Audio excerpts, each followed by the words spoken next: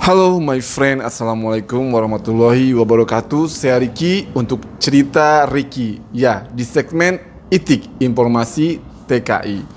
Oke my friend, seperti biasa saya mau ngebahas topik kali ini berdasarkan dari pertanyaan teman-teman TKI atau PMI yang ada di Malaysia khususnya ya. Ya, ada yang nanya, Pak, apa sih ilegal itu? Ya. Oke my friend, ilegal kalau dalam bahasa Inggris itu artinya singkatnya seperti ini, tidak sesuai dengan aturan yang berlaku di suatu tempat ya, ilegal atau dalam hal pendatang asing tanpa izin tinggal yang sah. Kalau di Malaysia dibilangnya parti atau pendatang asing tanpa izin, atau juga lebih kasarnya pendatang haram. Oke, my friend, ada yang nanya lagi nih, apa atau bagaimana bisa seseorang dikatakan sebagai ilegal atau parti atau pendatang tanpa izin? Oke, di Malaysia ini atau saya rasa di seluruh dunia ya, setiap orang yang mau datang ke suatu negara selain negaranya, otomatis dia memerlukan dokumen berupa paspor. Paspor ini merupakan dokumen yang dipergunakan untuk kita berpergian keluar dari negara kita atau keluar negeri ya. Tujuannya berbagai macam my friend. Ada yang untuk holiday atau turis, ada juga yang untuk menetap lama atau juga untuk bekerja. Nah, dalam hal ini saya mau membahas mengenai izin tinggal untuk bekerja. Oke, khususnya di Malaysia.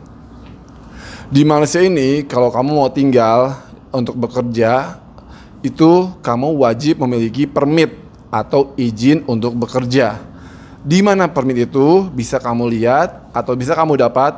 Oke, begini, sebelum kamu mendapatkan pekerjaan itu, kamu akan khususnya untuk TKI di bidang formal seperti pekerja ladang, pekerja kilang ataupun juga servis, dan juga untuk pekerja di bidang informal seperti pembantu rumah tangga ya. Sebelum kamu datang ke sini, kamu akan diberangkatkan melalui PT ya, PT Penyalur Tenaga Kerja yang resmi di Indonesia yang akan kerjasama dengan agensi pekerja di Malaysia. Kalau di sini dibilangnya agensi pekerjaan. Oke, untuk pembantu rumah. Nah, untuk sektor formal biasanya langsung dari PT ke perusahaannya begitu. Kita akan membicarakan permit secara umum, oke? Permit untuk bekerja itu biasanya dalam jangka waktu 1 tahun. Jadi setiap tahun kamu harus renew. Lalu siapakah yang harus atau berkewajiban untuk mengurus permit? Yaitu pihak syarikat atau majikan kamu. Jadi kamu nggak perlu mikirin atau pusing mikirin permit kamu, karena yang akan mengurus permit atau izin tinggal atau untuk bekerja itu adalah syarikat dan juga majikan kamu, bukan kamu ya. Caranya seperti apa? Jadi pihak majikan atau syarikat akan datang ke immigration untuk memohon, untuk mengajukan permit untuk pekerjanya, yaitu kita dalam hal ini. Dan permit itu my friend ditanggung oleh majikan atau syarikat. Jadi nggak ada cerita kamu dipotong gaji untuk bayar permit di tahun ini ya. Di tahun semenjak 2018, Januari 2018, pemerintah atau kerajaan Malaysia mewajibkan perusahaan syarikat atau majikan menanggung biaya permit pekerjanya. Jadi kamu jangan mau tuh kalau kamu harus dipotong gaji untuk bayar permit. Itu nggak boleh ya. Oke. Dan permit itu ya my friend, kamu bisa lihat kamu punya permit atau enggak di paspor kamu akan ditempel berupa stiker. Ini paspor, di bagian dalamnya itu ini ada biodata ya. Itu akan ada stiker seperti ini. Nah, ini namanya izin tinggal kamu di sini. Ada berbagai macam izin tinggal. Mungkin nanti di segmen yang lainnya akan saya bahas mengenai jenis-jenis izin tinggal di Malaysia. Dalam hal ini saya mau membahas tentang izin tinggal bekerja di Malaysia. Pada umumnya lamanya 1 tahun, dibayar oleh majikan dan ditempel berupa stiker seperti ini di paspor kamu. Oke. Di sini isinya kamu harus baca my friend. Ingat ya, banyak banget teman-teman pekerja yang ada di Malaysia itu nggak tahu isi permitnya tulisannya seperti apa. Kamu harus tahu di permit ini akan tertulis selain nama dan nomor paspor kamu, juga akan tertulis tanggal atau tarikh kamu mendaftarkan permit ini. Dan juga tarikh expired atau matinya permit kamu. Jadi kamu bisa lihat nih, sebelum permitnya mati, kamu harus kasih tahu sama majikan kamu untuk segera di renew. Oke? Nah, di sini ada tanggal date of issue, maksudnya itu tanggal dia disahkan permitnya, sampai ada juga di atasnya itu valid until atau berlaku sampai dengan, ada juga di bagian atas. Jadi kamu bisa lihat. Itu penting. Yang kedua yang kamu harus perhatiin di permit kamu juga akan tertera nama majikan. Kalau kamu pekerja pembantu rumah tangga, akan tertera nama majikan dan alamat majikan kamu. Oke, kalau di syarikat, nama perusahaan dan juga alamat perusahaan kamu. Jadi jangan mau kalau kamu bekerja di tempat yang tidak sesuai dengan alamat atau nama perusahaan kamu. Misalkan di permit nama perusahaannya A dan alamatnya di A, oke? Tapi pada kenyataannya kamu bekerja di B, di tempat si B dengan alamat yang berbeda juga. Nah, itu kalau ada operasi atau razia, maka kamu akan ditangkap. Kenapa?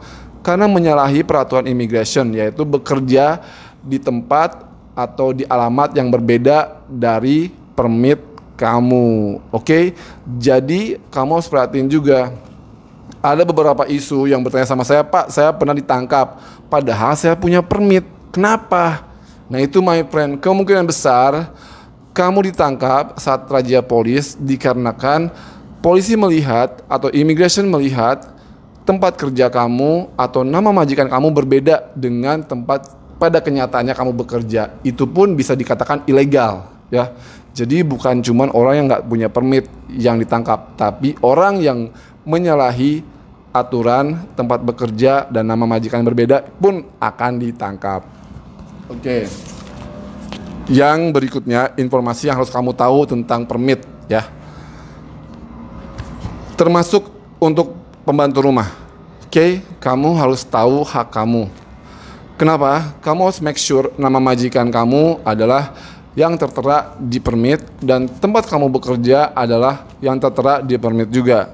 Jadi bukan karena pernah kejadian teman saya ada yang cerita dia bekerja di rumah majikan yang berbeda namanya. Jadi si majikan itu punya saudara nih. Dia bekerja di saudaranya tapi pakai nama si majikan yang ini.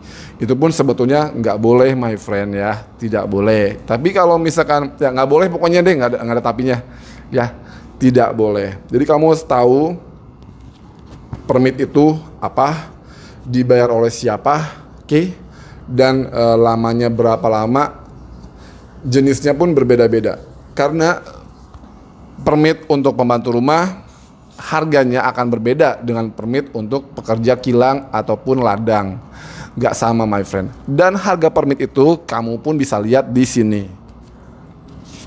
Oke, di bagian atas sini ada tuh harga permit. Di sini tertulis prepaid, untuk levy-nya berapa, untuk visanya berapa, untuk prosesnya berapa. Jadi kamu nggak ada istilah kamu ditipu. Karena Pak, saya kemarin ditipu nih, ditipu sama agent. Saya bayar sampai 6.000, 3.000, ngapain? Permit kamu itu harganya ada ditempel stiker di sini. Biasanya kalau kamu yang bayar sendiri atau ditipu agent itu biasanya kamu pakai permit bebas. Permit bebas itu apa? Permit bebas itu yaitu tadi. Jadi ada satu agent atau calo lah ya, yang dia menggunakan namanya, yang pasti warga negara, menggunakan namanya untuk mendaftarkan kamu sebagai pekerjanya. Padahal kamu nggak kerja di dia. Untungnya buat dia apa? Pertama, of course, dapat duit dari kamu. Karena pasti harga permit kamu 2 atau 3 kali lipat lebih mahal daripada harga permit yang seharusnya. Ini banyak banget my friend, banyak banget teman-teman saya yang bekerja di Malaysia ini pakai permit bebas. Dan my friend, yang harus kamu tahu, permit bebas ini pun sebetulnya nggak boleh. Sekarang tuh udah nggak boleh. Karena kenapa ya? Pasti kalau permit bebas, nama majikan sama tempat kamu bekerja pun tidak akan sama. Karena apa? Biasanya pekerja yang pakai permit bebas ini ya pekerja serabutan yang pengen tinggal dan bekerja di Malaysia tapi aman, begitu. Sekilas kayak aman sih, tapi sebetulnya kalau ada razia, kamu pasti ketangkap juga. Oke, segitu aja informasi mengenai permit ya, ilegal atau pati. Jadi kamu jangan pernah jadi ilegal my friend. Usahakan bekerja dengan jalur resmi dan juga dengan cara yang baik biar kamu tenang begitu. Kalau ada pertanyaan kamu boleh tanya aja. Ada berbagai macam media yang bisa kamu tanya. Ada juga hotline imigrasi. Kamu bisa googling Immigration Malaysia ataupun Kedutaan Indonesia KBRI, ada Facebooknya, ada hotline-nya, ada juga nomor teleponnya. Pokoknya kamu cari tahu sebanyak mungkin sebelum kamu menjadi pekerja migran Indonesia ke luar negeri. Jadi pastiin kamu tahu dulu peraturan bekerja di negara setempat, apa yang boleh dan apa yang tidak boleh kamu lakukan di negara tersebut. Karena lain tempat, lain kebijakan. Oke? Segitu aja. Kalau ada yang mau tanya mengenai permit ilegal atau tidak atau anything, boleh ditulis di komen. Insya Allah akan saya jawab. Kalau saya nggak bisa jawab, saya akan cari informasi tersebut. Insya Allah akan saya share ke teman-teman di Cerita Ricky. Jangan lupa like, share, dan juga di subscribe channel ini biar saya semakin berkembang. Oke, terima kasih. Assalamualaikum warahmatullahi wabarakatuh. Bye.